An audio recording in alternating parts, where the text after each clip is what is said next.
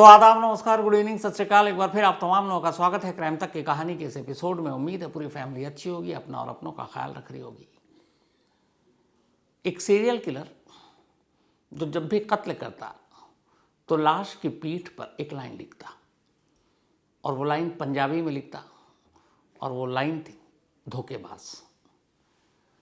तो पहले कत्ल करता, फिर पीठ पर उसके कपड़े उतार कर धोखेबाज लिखता, और उसके बाद उसके दोनों पैर छूता और फिर माफ़ी मांगता, कहता मुझे माफ़ कर दो, मैंने तुम्हें मार डाला। अब ऐसा कौन सा सीरियल किलर हो सकता है जो ऐसी हरकत करे? सिर्फ इतना ही नहीं, ये सीरियल किलर दिन में तो एक इंसान बनकर घूमता, एक पुरुष बनकर घूमता, लेकिन रात को ये औरतों के लिबास में आ जाता और महिला बनकर सड़क पर निकलता और फिर एक एक कर कत्ल करता। इतना ही नहीं, 11 कत्ल की बात उसने पुलिस के सामने कबूल की, लेकिन साथ में ये भी कह रहा कि इनमें से किन किन को कहाँ कहाँ पर मारा मुझे याद नहीं, मैं हमेशा नशे में रहता हूँ, इसलिए मुझे ये पता ही नहीं मैंने कब क्या किया। और साथ ही उसे ये भी याद नहीं कि ये गिनती कत्ल की 11 है या उससे ज़्यादा है। यानी बहुत मुमकिन है कि कत्ल की गिनती बहुत आगे तक भी जा सकती है। ये कहानी एक पंजाब के सीरियल किलर की है, हाल के वक्त में शायद पंजाब के सबसे बड़े सीरियल किलर की। और इत्तेफाक देखिए कि अभी पिछले 1 महीने के अंदर मैं बात करूं तो गुजरात से 2 सीरियल किलर पकड़े गए, एक जिसने 12 कत्ले किए, एक जिसने 5 कत्ले किया, और अब ये पंजाब का सीरियल किलर। गुजरात का एक तांत्रिक सीरियल किलर था, एक जो सीरियल किलर था वो सिर्फ भारतीय रेल के रिजर्व्ड बोगी में जो हैंडीकैप्ड होते उनका रेप और मर्डर करता था। लेकिन पंजाब के इस नए सीरियल किलर की कहानी और उसके पकड़े जाने की कहानी दोनों ही बड़ी अजीब है। हुआ ये कि 18 अगस्त इसी साल, यानी कि 4 महीने पहले, पंजाब के रोपड़ के कीरतपुर साहिब में एक टोल प्लाजा है हाईवे पे। उस टोल प्लाजा के बराबर में एक चाय पानी की दुकान है, और उसी दुकान के मालिक की लाश उसके दुकान के करीब में पड़ी मिलती है। सुबह लाश होने की खबर मिलती है, पुलिस मौके पर पहुंचती है, छानबीन करती है, लेकिन कातिल का कोई सुराग नहीं मिलता, कोई सीसीटीवी कैमरा बाकी चीज़ें थी नहीं, वहाँ पर अंधेरा था। अब कीरतपुर साहब के टोल प्लाजा के करीब इस दुकान में हुए ये कत्ल की तफ्तीश शुरू होती है। तफ्तीश करते करते अचानक पुलिस को पता चलता है कि उस शख्स का मोबाइल गायब है जिसका कत्ल हुआ है। नंबर मिलता है परिवार वालों की तरफ से। अब पुलिस उस नंबर को सर्विलांस पे लगाती है तो पता चलता है कि नंबर एक्टिव है और इस फ़ोन का बाकायदा इस्तेमाल हो रहा है। अब पुलिस जो शख्स इस फ़ोन को इस्तेमाल कर रहा था उस तक पहुंच जाती है सर्विलांस के ज़रिए और उसे दबोच लेती है। पुलिस को लगा केस सुलझ गया, कातिल हाथ में है। लेकिन जिसके पास ये फ़ोन था मकतूल का, जब उससे पुलिस पूछताछ करती है तो कहता है साहब ये फ़ोन तो मैंने अभी ख़रीदा है और किसी ने कहा कि ये कहीं पड़ा हुआ था, सस्ता है, ले लो, तो मैंने ले लिया इस सेकेंड हैंड फ़ोन और मैंने इसमें अपना सिम डाला है। अब सिम डालने के बावजूद अगर फ़ोन वही है तो अब फिर पकड़ में आ सकते हैं। तो अब उस शख्स ने बताया कि हमने ये फ़ोन ख़रीदा था किसी से। अब पुलिस के हाथ खाली। उन्होंने कहा अच्छा किससे ख़रीदा? तब उसने कहा कि एक शख्स से ख़रीदा था। पुलिस ने कहा उसका हुलिया बताओ, कुछ याद है?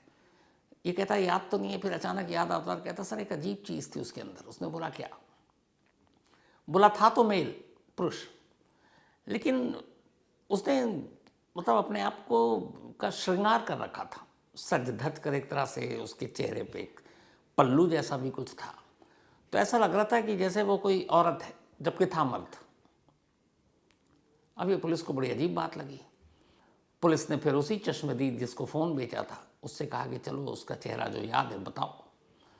अब उसने चेहरा बताना शुरू किया और जो हुलिया बताया उसका लुक कैसा था, क्या, तो हूबहू उसके बताने के आधार पर पुलिस के एक्सपर्ट्स ने एक स्केच तैयार किया। ये जो स्केच आप देख रहे हैं ये पुलिस का बनाया हुआ वही स्केच। अब स्केच बनने के बाद पुलिस ने आसपास के तमाम डिस्ट्रिक्ट में, अलग अलग ज़िलों में इस स्केच को तमाम पुलिस स्टेशन में भेज दिया और दीवारों पर भी चिपकवा दिया कि इस शख्स को अगर कोई देखता है या देख चुका है तो बताए। इत्तेफाक से रोपड़ डिस्ट्रिक्ट में ही एक रोज़ पता चला एक मुखबिर से कि इस शक्ल का हूबहू एक शख्स यहाँ घूम रहा है। तो एक स्केच की मदद से आखिरकार अब वो कातिल पुलिस की गिरफ्त में था। पुलिस उसे लेकर थाने पहुंचती है, पूछताछ शुरू होती है और पंजाब पुलिस को अब तक यही लग रहा था कि चलो एक कीरतपुर साहिब में टोल प्लाजा के बाहर जो एक कत्ल हुआ वो केस सुलझ गया, यही अब तक उनको समझ आ रहा था।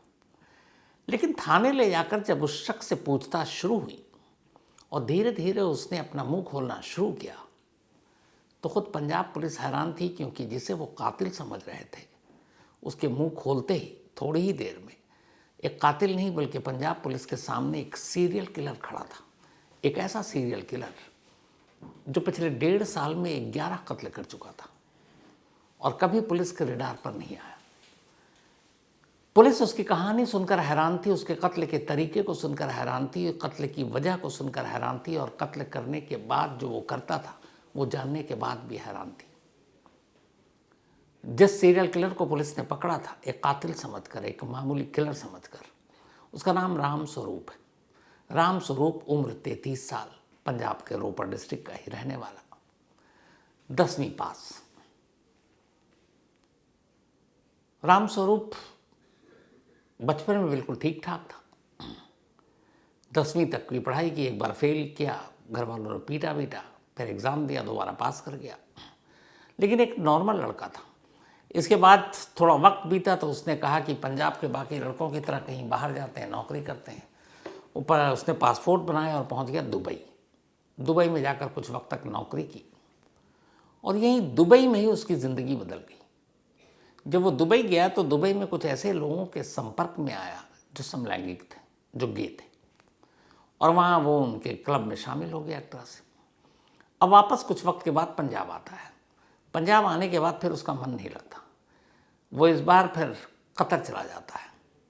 अब वो कतर में है, कई साल तक कतर में नौकरी करता है और ठीक ठाक अब भी कतर में जो पैसे कमाता वो घर भेजता। घर में गांव में उसने अपना मकान बनाया। माँ बाप ने बताया था कुछ रिश्तेदारों के, पड़ोसियों के कर्ज हैं, वो सारे कर्ज चुका दिए उसने।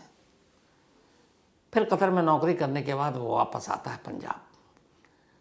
माँ बाप उसकी शादी कर देते हैं।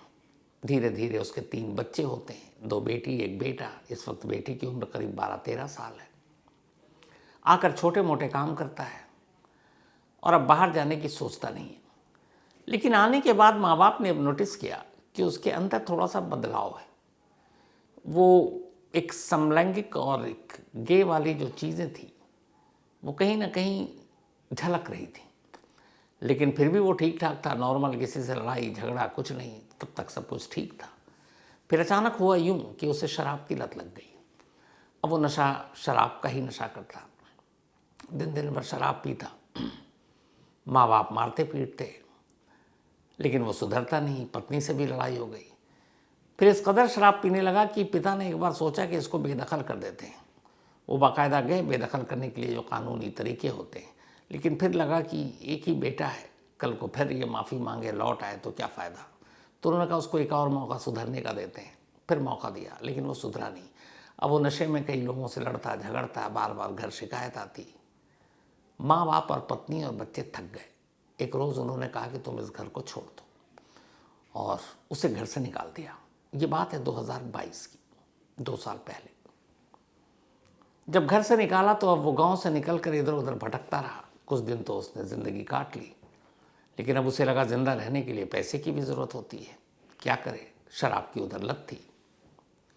और यहीं से एक आम इंसान एक सीरियल किलर बनने की कहानी शुरू हो जाती है। चूँकि दुबई से आया था वो, एक वहाँ जाकर वो एक गे बन चुका था। यहाँ आया तो उसने बहुत सारी चीज़ें देखी, बहुत भटका, हाईवे पर घूमा, ट्रकों में घूमा, तो उसने देखा कि बहुत सारे जो इस तरह के गे हैं या फिर समलैंगिक हैं, सड़क किनारे लंबी दूरी की गाड़ियों में एक सेक्स वर्कर के तौर पर काम करते हैं। अब उसे ज़िंदा रहने के लिए पैसों की ज़रूरत थी। उसने यही काम करना का फैसला किया। अब यहाँ एक चीज़ उसके काम आई, वो ये कि जब ये छोटा था तब घर में अक्सर माँ बाप से छुपकर ये मेकअप किया करता लड़कियों की तरह। लड़कियों के कपड़े पहनने के शौक़ थे। 1-2 बार पकड़ा गया, घर में पिटाई भी हुई, लेकिन बहुत छोटा था तो कई लोगों ने हंस के टाल भी दिया। लेकिन वो उसके था अंदर की लड़कियों की तरह कपड़े पहनने, मेकअप करना और फिर शायद वही चीज़ें उसको समलैंगिक बनाने की तरफ भी ले गई। तो अब अचानक जब घर से निकाला हो गया, पैसों की कमी, कोई रोज़गार नहीं, काम करना नहीं चाहता, दिन भर शराब के नशे में, तो पैसे कमाने के लिए उसने फिर एक सेक्स वर्कर का एक तरह से काम करना शुरू कर दिया। अब वो रोपड़ डिस्ट्रिक्ट, इसके अलावा रूपनगर, फतेहगढ़ साहिब, होशियारपुर, इन जगहों पर वो घूमता और फिर रात होती तो रात को ये औरतों के भेष में आ जाता, सर पर पल्लू डाल लेता, मेकअप करता महिलाओं की तरह और उसके बाद निकल पड़ता। कहीं सड़क पर खड़े होकर लिफ्ट मांगता, कोई गाड़ी में अकेला है देखता, लिफ्ट दे देता, फिर उससे ये बात करता, उसके बाद कुछ पैसों के अंदर समझौता होता। तो एक तरह से ये जिस्म फरोशी का धंधा करने लगा और धीरे धीरे ये सिलसिला चलने लगा। बहुत ज़्यादा पैसे नहीं मिलते, लेकिन इतना था कि ये इसकी अपनी ज़िंदगी कट रही थी। 6 महीने उसने इस काम में लगाकर निकाल दिए। 1.5 साल पहले की बात है, 2023 जून का महीना। पहली बार ये ऐसी ही रात को निकला भेष बदल कर महिलाओं का और इंतज़ार कर रहा था लिफ्ट। एक किसी ने लिफ्ट दी, उसके बाद कुछ पैसों की बातचीत हुई, गाड़ी कहीं रुकी साइड में, लेकिन बाद में पैसों को लेकर दोनों में झगड़ा हो गया। जितने पैसे की बात हुई उसने कम दिया, इसे गुस्सा आया। ये अपने हमेशा गले में एक स्कार्फ या मफलर टाइप का कपड़ा डाले रहता था। गुस्से में उसने उसी मफलर से उसके गले को घोंट दिया। ये उसका पहला कत्ल था। लाश को सड़क किनारे फेंका और वहाँ से निकल गया। पुलिस ने लाश देखा, आज तक कातिल का पता नहीं। तफ्तीश 1.5 महीने, 1.5 साल हो गए, कुछ पता नहीं। अब इसके बाद यहीं से ये सिलसिला शुरू हुआ। अब वो जब भी रात को गाहे बगाहे निकलता तो कई बार अगर सामने वाला ग्राहक शराफत से चला जाता, जो वादा करता पैसा देता तो ठीक, नहीं देता तो फिर झगड़ा होता, और झगड़ा होता तो फिर वो उसी मफलर से उसका गला घोंटता, उसे मारता और निकल जाता। इन 1.5 सालों में बहुत सारे मामलों में ऐसा हुआ कि उसका झगड़ा नहीं हुआ और उन लोगों की जान बच गई, लेकिन जिन जिन से झगड़ा हुआ उनमें से किसी की जान नहीं बची और उन सबको उसने उसी मफलर से मार डाला। इसके बाद अगस्त में वो कीरतपुर साहिब पहुंचता है। रात का वक्त, वहाँ टोल प्लाजा के करीब एक चाय पानी की दुकान, उस दुकान का मालिक एक 37 साल का शख्स, ये महिला के रूप में घूंघट डाले वहाँ गया। इशारों में बातें हुई, फिर पैसे की बात हुई और उसके बाद अचानक बाद में पैसों को लेकर झगड़ा हो गया। उसने मफलर से उसका गला घोंटा, मार डाला और वहाँ से निकल गया। लेकिन बस पहली बार एक गलती की, उसका मोबाइल अपने साथ ले गया था, जिसे बाद में इसने बेच दिया और उसी मोबाइल की वजह से ये पकड़ा गया। तो जिन जिन के साथ झगड़ा नहीं हुआ उसने उन्हें जाने दिया और जिन जिन के साथ झगड़ा हुआ उन सबको उसने मारा। मारने के बाद वो उनके कपड़े उतारता ऊपर के और फिर पलटता और पीठ पर पंजाबी में धोखेबाज लिखता। और ये धोखेबाज इसलिए लिखता है क्योंकि अगर पैसे की डील मान लीजिए 500 रुपये हुई है और कोई कहता 300 दे रहे हैं तो उसे लगता है कि ये धोखा किया था। कई बार तो 200 रुपये में डील हुई और 150 रुपये दिया, 50 रुपये का फ़र्क था, लेकिन उसे लगा ये धोखा हुआ है। तो ऐसे तमाम लोग जिनके साथ उसका झगड़ा हुआ पैसों के मोल तोल को लेकर, पहले कुछ बाद में कुछ, उसने उन सबको मार डाला और हर एक की पीठ पर धोखेबाज लिखा। लेकिन हर कत्ल के बाद वो पहले तो धोखेबाज लिखता, फिर उसके बाद उसके दोनों पैरों को हाथों से पकड़ता और हाथ से पकड़ने के बाद उससे माफ़ी मांगता लाश से। कहता कि मेरा इरादा नहीं था तुम्हें मारने का और मुझे तो ठेस पहुंचाने का, चोट पहुंचाने का, लेकिन अनजाने में मुझसे तुम्हारा कत्ल हो गया, तुम्हारी जान ले ली, तो मुझे माफ़ कर देना। 11 लाशों से उसने माफ़ी मांगी, पीठ पर धोखेबाज लिखा। अब ये सब कुछ हो गया, लेकिन एक मोबाइल की वजह से वो पकड़ा गया। अब जब पुलिस ने उससे पूरी पूछताछ शुरू की तो उसने कहा कि मैं कभी कत्ल नहीं करना चाहता था, लेकिन जब भी रात को निकलता था तो मैं नशे में होता था और नशे में मुझे कुछ एहसास ही नहीं होता था कि मैं कर क्या रहा हूँ। मैं मार रहा हूँ, गला घोट रहा हूँ, लड़ रहा हूँ, ये भी नहीं पता है। यहाँ तक कि 11 कत्ल में से किसी का उसे नाम भी मालूम नहीं, किस किस का उसने कत्ल किया। कुछ के ठिकाने पता थे, उसने पुलिस को बताई, तो पुलिस वहाँ तक पहुँची तो पता चला हाँ वहाँ लाश मिली थी कभी। 11 कत्ल की बात जो उसे याद थी वो बताई, लेकिन उनमें से अभी तक पुलिस सिर्फ 6 कत्ल की ही तस्दीक कर सकी है। 5 के बारे में अभी पता नहीं, क्योंकि उसकी खुद याददाश्त ही ऐसी है कि वो पता नहीं, पता सही बता रहा, ठिकाना सही बता रहा, नहीं बता रहा, कुछ आइडिया नहीं। पर पंजाब पुलिस उसकी तफ्तीश कर रही है। लेकिन जिस तरीके से उसका कहना है कि वो नशे में होता है और नशे में ही ये सारे उसने कत्ल किए, तो उसकी याददाश्त कमज़ोर है, याद नहीं है क्या क्या किया। यहाँ पुलिस को एक शक ये होता है कि उसकी याददाश्त नहीं, वो नशे में। लेकिन हर बार जब उसने कत्ल किया तो फिर 2 चीज़ें उसे कैसे याद रहीं। एक, हर कत्ल के बाद पीठ पर धोखेबाज लिखना, और 2, हर कत्ल के बाद लाश के पैर पकड़कर माफ़ी मांगना।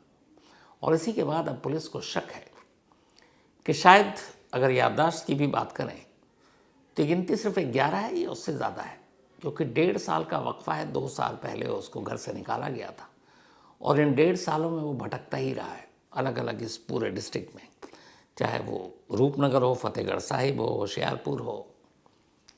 तो पुलिस इन तमाम डिस्ट्रिक्ट्स में आसपास के ऐसी लाशों के बारे में जानकारी इकट्ठा हासिल कर रही है जो लावारिस मिली, ख़ासतौर पर जिसकी हत्या गला घोंट कर की गई।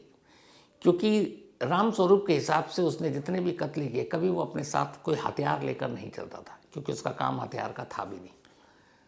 बस उसे जब गुस्सा आता तो उसका असल में हथियार मफलर था, और या उसके आसपास जो भी वहाँ पे पड़ा हुआ मिल जाए वो उसी से मारता था। कहीं कि उसने सर पर भी चोट मारकर उन्हें मारा, तो या तो वहीं पे कुछ मौके पे चीज़ मिल जाए, वरना मफलर।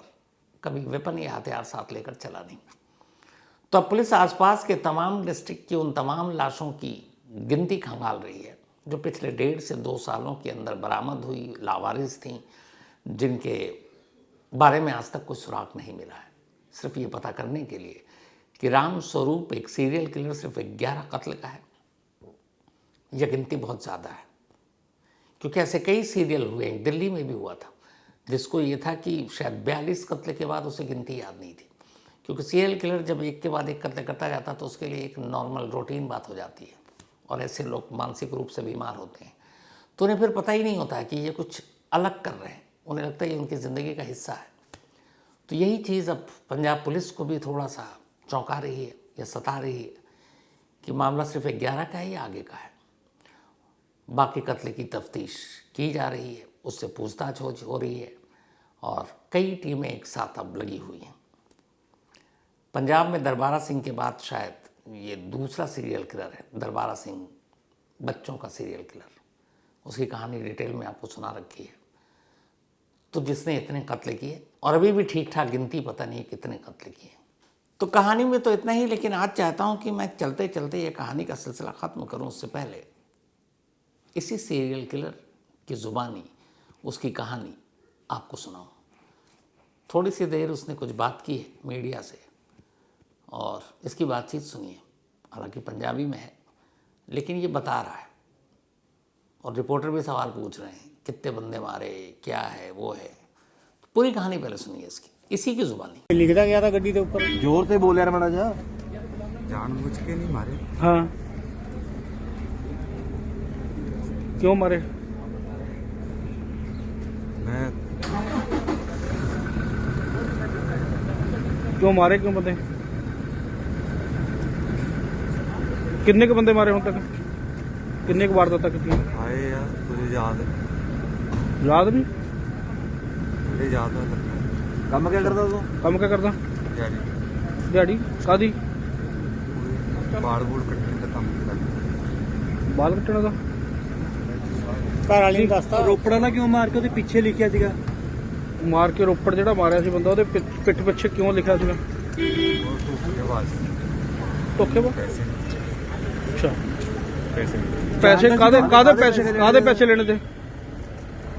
तो खड़े सी मैं कितना है कम देंगे मांग रहे ਗੱਡੀਆਂ ਸਟਾਰਟ ਕਰਤੀਆਂ।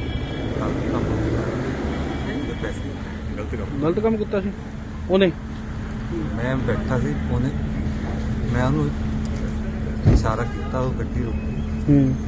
और मैंने पूछा कहना कितना, कहना कितना करना कुछ, मैं किन्ने पैसे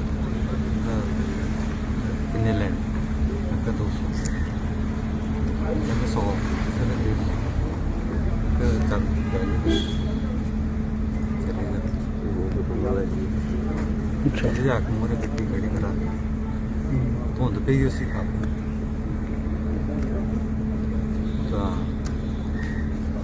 गड्डी ਕੱਢ ਕੇ ਤੇ ਪਹਿਲਾਂ ਮੂੰਹ ਨਾਲ ਕਰਾ ਪਿੱਛੇ ਵੀ ਮੈਨੂੰ ਪੈਸੇ ਨਹੀਂ ਦਿੱਤੇ, ਮੈਂ ਗੱਡੀ 'ਚ ਉਤਰਦਾ ਨਹੀਂ ਸੀ, ਮੇਰੇ ਧੱਕਾ ਮਾਰ ਕੱਢਦਾ ਸੀ ਬਾਹਰ ਪੇ ਨੇ ਵਿੱਚ ਡੰਡਾ ਕੱਢੇ ਮੇਰੇ ਤੇ ਸਿਰ 'ਚ ਮਾਰੇ ਤੇ ਇਹਨੂੰ ਦਿੱਤੇ ਸੀ ਪੈਸੇ, ਫਿਰ ਕਹਿੰਦਾ ਜਾਂ ਫਿਰ ਮੈਂ ਮਾਰੇ ਚਪੇੜ ਚਪੂੜ ਮਾਰੀ ਉਹਦੀ, ਫਿਰ ਡਰ ਗਿਆ ਉਹਦੀ, ਮੈਂ ਵੀ ਕਾਲਰ ਫੜਿਆ ਸਾਡੇ ਇੱਥੋਂ ਪਾਈ, ਕਹਿੰਦਾ ਚੱਲ ਗੱਡੀ 'ਚ ਬੈਠ ਕੇ ਗੱਲ ਕਰ, ਕਹਿੰਦਾ 2 ਵਾਰੀ ਕਰ, ਮੈਂ ਕਿਹਾ ਮੇਰੇ ਡੰਡਾ ਮਾਰਿਆ, ਮੈਂ ਤਾਂ ਦੱਸਦਾ ਕਿੱਦਾਂ ਮਾਰ ਗੱਡੀ 'ਚ ਬੈਠਾ ਮੈਂ ਤਾਂ ਮਫਰਲ ਸਿਰ ਤੇ ਬੰਨਿਆ ਤਾਂ ਮੈਂ ਉਹ ਲਾ ਕੇ ਤੇ ਗਲੇ 'ਚ ਪਾ ਕੇ ਜਿਹੜੇ ਬਾਕੀ ਬੰਦੇ ਮਾਰੇ ਉਹ ਵੀ ਅੱਧੀ ਮਫਲਰ ਨਾਲੇ ਮਾਰੇ? ਮਫਰਲ ਕੋਈ ਨਾ ਕੋਈ ਮੇਰੇ ਕੋਲ ਹੁੰਦਾ ਸੀ ਕੱਪੜਾ, ਕੋਈ ਹਥਿਆਰ ਵੀ ਹੈਗਾ? ਸਾਰੇ ਪੈਸੇ ਨਹੀਂ ਦਿੰਦੇ ਤਾਂ ਮਾਰਦਾ ਤਾ। ਪੈਸੇ ਦੇ ਚੱਕਰ 'ਚ ਮਾਰੇ ਸਾਰੇ? ਪੈਸੇ ਦਿੰਦੇ ਨਹੀਂ, ਅੱਛਾ ਕੁੱਟ ਮਾਰ ਕੇ ਵੀ ਲੈਂਦੇ ਸੀ, ਕਰਦੇ ਸੀ ਜ਼ਬਰਦਸਤੀ, ਸਾਈਡ ਤੇ ਲਿਜਾ ਕੇ ਦੇ ਦਿੰਦੇ ਸੀ। ਤੁਹਾਡੇ ਪਰਿਵਾਰ 'ਚ ਕੌਣ ਕੌਣ ਹੈਗਾ? ਪਰਿਵਾਰ ਛੱਡਿਆ ਹੈ 2 ਸਾਲ ਹੋ ਗਏ। ਅੱਛਾ ਪਰਿਵਾਰ ਨੇ ਛੱਡਤਾ ਜਾਂ ਤੁਸੀਂ ਛੱਡਿਆ ਪਰਿਵਾਰ ਨੂੰ? ਸਮੇਂ ਨੇ ਛੱਡ ਦਿੱਤਾ, ਅੱਛਾ ਕਿੰਨੇ ਕੁ ਹੁਣ ਤੱਕ ਵਾਰਦਾਤਾਂ ਕਰ ਲਈਆਂ? ਜਿਹੜੀ ਇਹ ਯਾਦ ਸੀ ਦੱਸ ਦਿੱਤੀ ਹੈ। ਮੈਨੂੰ ਦਾਰੂ ਪੀ ਕੇ ਥੋੜੇ ਜਿਹੇ ਚਿੱਤੇ ਆ ਅੱਛਾ ਕਿਆ ਮਾਰੇ ਆ ਹਾਂ ਅਫਸੋਸ ਹੈ ਜੋ ਕੀਤਾ ਹੁਣ ਤੱਕ? मैं धीरे वाले गया मैंने थोड़ी लाइट महाराज कहते अपने पछतावा कर कहते भी जाना माड़ी कुछ सेवा करता पर मैं मान तो बाद माफी जरूर मांग रहा था। ਕਿੱਥੇ ਮਾਫੀ ਮੰਗਦਾ ਸੀ? ਕਿੱਥੇ ਮਾਫੀ ਮੰਗਦਾ ਸੀ? मैंने पैर छू के मैं मान दो पैर छू माफी मांगता सी। ਅੱਛਾ ਮਾਰਨ ਤੋਂ ਬਾਅਦ गलती हो गई तो माफ कर दे तुम्हें जान ਠੀਕ ਹੈ ਠੀਕ ਹੈ। तो ये थी अजीब सीरियल किलर की कहानी। अब देखिए इसके आगे जो भी इसकी जानकारी पुलिस पूछताछ कर रही है मिलती है तो आप तक ज़रूर पहुंचाऊंगा, लेकिन फ़िलहाल इस कहानी में इतना ही। पर कहानी ख़त्म करूं उससे पहले भी अपना सिलसिला, एक तो पूरी क्राइम तक फैमिली मेम्बर को बिलेटेड मैरी क्रिसमस। कई लोगों ने कहा कल आपने विश नहीं किया। कल असल में जो मैं कहानी सुनाने जा रहा था कल मैंने इसलिए बर्थडे विश भी नहीं किया था, तो सिर्फ उस वजह से, उस सृजना और विवेक की वजह से मैं अपने आप को रोक लिया था।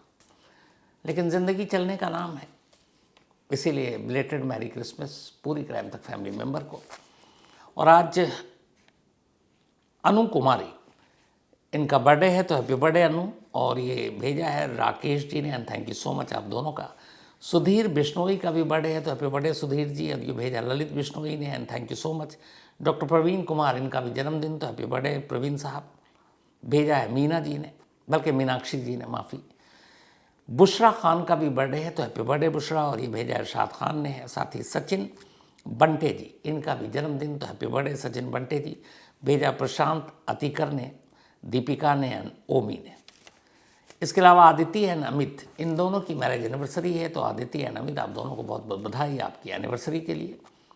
ये भेजा आशुतोष तेलंग एंड रेणुका तेलंग ने। इसके अलावा असावारी और Chandrashekhar and Deepak Kumar, thank you so much आपके इस मेल के लिए। तो कहानी में आज इतना ही। अब आपसे मुलाकात होगी कल रात 9 बजे किसी नई कहानी के साथ। तब तक अपना और अपनों का ख्याल रखिएगा। Thank you very much.